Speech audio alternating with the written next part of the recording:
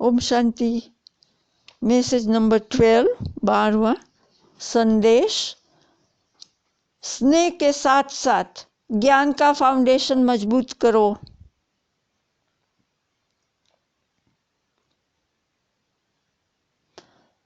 आज जब मैं वतन में गई तो बाबा नहीं दिखाई दिए। थोड़ी देर के बाद बाबा को देखा तो मैंने पूछा, आप कहाँ गए थे? बाबा बोले, आज गुरुवार का दिन है तो सभी बच्चों के पास चक्कर लगाने गए थे। वैसे तो साकार रूप में इतने थोड़े समय में सब जगह नहीं पहुंच सकता था। तो ब्रह्मा बाबा अब तो अव्यक्त वतन में अव्यक्त विमान द्वारा रॉकेट से भी जल्दी पहुंच सकते हैं। तो दादी ने कहा, बाबा आपने चक्कर लगाया तो उसमें आपने क्या देखा? बाबा ने कहा, मेजॉरिटी बच्चे अभी तक स्नेह में अच्छे चल रहे हैं। बहुत ऐसे भी हैं जिन्हों के अंदर कुछ संकल्प ही है कि ना मालूम अब क्या होगा, परंतु संगठन के सहारे अब तक ठीक है।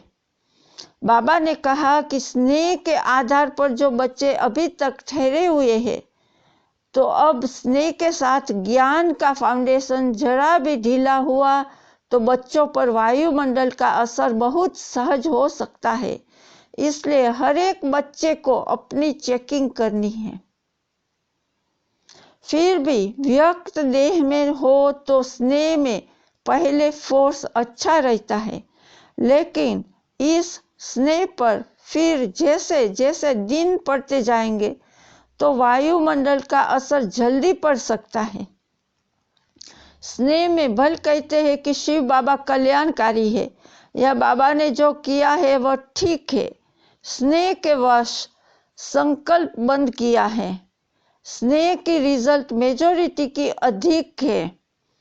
वायुमंडल का असर हमारे पर न हो और हमारा असर वायुमंडल पर हो, तब कायदे मुजिब चल सकते हैं।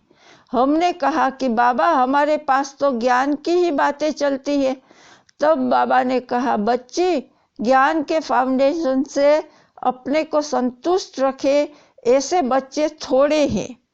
तो आज बाबा ने यह रिजल्ट बताई और कहा कि सभी को जाकर सुनाना कि वायुमंडल को हमें चेंज करना है, न कि वायुमंडल हमें चेंज करे। फिर भोग स्वीकार कराने के बाद बाबा ने एक सीन दिखाई। एक बहुत बड़ा हॉल था। उस हॉल में चारों ओर से बहुत बदबू आ रही थी। उस कमरे में 2-3 बहुत अच्छी खुशबूदार अगरबत्ती जल रही थी।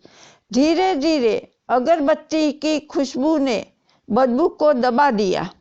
बाबा ने सुनाया, देखो बच्ची, चारों तरफ बदबू का वायुमंडल था, लेकिन इतनी सी अगरबत्ती ने वायुमंडल को बदल दिया।